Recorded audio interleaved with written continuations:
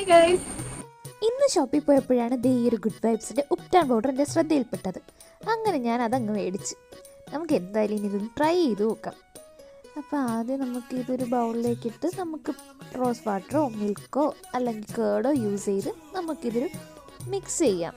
ഈ ഒരു കൺസിസ്റ്റൻസി വരെ നമുക്കൊന്ന് മിക്സ് ചെയ്ത് കൊടുക്കാം. ഇത് നമുക്ക് ഫേസിൽ അപ്ലൈ ചെയ്യണം. ഇനി ഫേസിലൊക്കെ നമുക്ക് ഫേസ് വാഷ് ഇട്ടതിന് ശേഷം ഫേസ് ക്ലീൻ ആയിട്ട് വേണം അപ്ലൈ ചെയ്യാൻ.